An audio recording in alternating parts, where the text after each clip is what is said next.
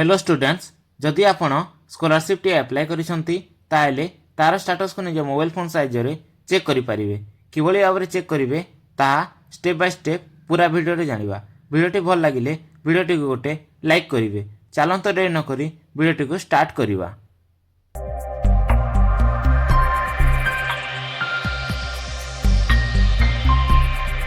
निज mobile phone रो जे कोनोसी गोटे ब्राउजर को ओपन करि दियंतु। एठारे आपण ओडिशा स्टेट स्कॉलरशिप लेखिके आपण सर्च करि दियंतु। सर्च कला परे एठारे गोटे वेबसाइट आसीबो ओडिशा स्टेट स्कॉलरशिप पोर्टल रो scholarship.odisha.gov.in तारी ऊपर आपण क्लिक करि दियंतु।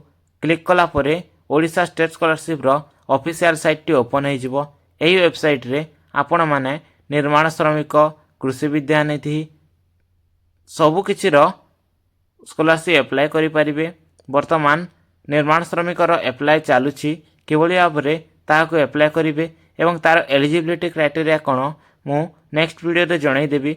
आज आमे ए वीडियो रे निजर स्टेटस को चेक करिवा।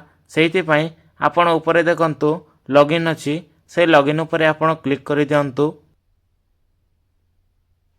क्लिक कला परे स्टूडेंट लॉगिन ऊपर क्लिक करि दियंतु। एठारे आपणकरू निजर यूनिक नंबर बा आधार नंबर एवं निजर पासवर्ड एवं एठारे मैथमेटिक्स रो सॉल्व करिकी लॉगिन हेबा को पड़िबो। जदि आपण निजर पासवर्ड टी को भूली जाइछंती ताले एठारे आपण निजर आधार नंबर एवं एठारे जो मैथ रो प्रॉब्लम अछि ताको एठारे देला परे आपणकर मोबाइल नंबर रे गोटे ओटीपी आसीबो। ओटीपी टी दे सारला परे आपण लॉगिन हे परिबे। जेहेतु मोर पासवर्ड मते मने अछि सेति पई मु एठारे मोर आधार नंबर को टाइप करि दोछि।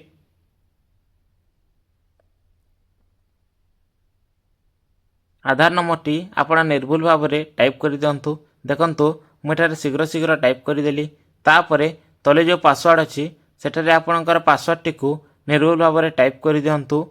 टाइप कर सारला परे आपणकु एठारे तले गोटे मैथमेटिक्स रो प्रॉब्लम अछि ताको सॉल्व करिया को पड़िबो। सॉल्व कला परे आपण लॉगिन हो जांतु एवं निजर डैशबोर्ड टी ओपन हो जिवो। तापरे आपण तलको स्क्रॉल करंतु। स्क्रॉल कला परे आपण एठारे देखि परिबे निजर एप्लिकेशन रो स्टार्टर डिटेल। एठारे मु जहार अप्लाई करिथिली ताहा पोस्ट मैट्रिक स्कॉलरशिप। एठारे आपणकर निजर एप्लिकेशन नंबर देखि परिबे। तापरे तले अछि status sanction by approve authority. एठारे आपणकर एप्लिकेशन टी केते दूर गला तार डिटेल्स जानि परिबे। एठारे अछि व्यू स्टेटस एवं व्यू एप्लिकेशन। व्यू स्टेटस रे क्लिक कले आपणकर स्टेटस टी केते दूर पर्यंत ता प्रोसीड हेछि ता संपूर्ण भाव में जना जाए। एठारे आपण देखि पारुथिबे व्यू स्टेटस रे क्लिक कला परे पूरा डिटेल्स टी आसी जाइछि। टिके तलको आपण स्क्रॉल करंतु। एठारे आपण देखंतु 6 फेब्रुआरी 2025 रे स्टूडेंट टी जार अप्लाई करा जायतिला तार रंग residential status informative day scholar hosteller type of hostel residency in case of hosteller. यार माने हैला से हॉस्टेलर थाई कि डे स्कॉलर रे अप्लाई कर देथिले किंबा डे स्कॉलर थाई कि हॉस्टेलर रे अप्लाई कर देथिले। सेहिति पई इंस्टीट्यूट एही एप्लिकेशन को रिवर्ट कर देथिला। ताहाको पुणी री अप्लाई कला परे ताहा इंस्टीट्यूट वेरीफाई करी कि आगे को प्रोसीड कला परे ताहा डिस्ट्रिक्ट लेवल रे वेरीफाई हो जाइछि एवं ताहा सैंक्शन अथॉरिटी को चली जाइछि। एही एप्लिकेशन टी वर्तमान सैंक्शन अथॉरिटी पाखरे अछि। ताहा अप्रूव हला परे पेमेंट प्रोसीड हेबो।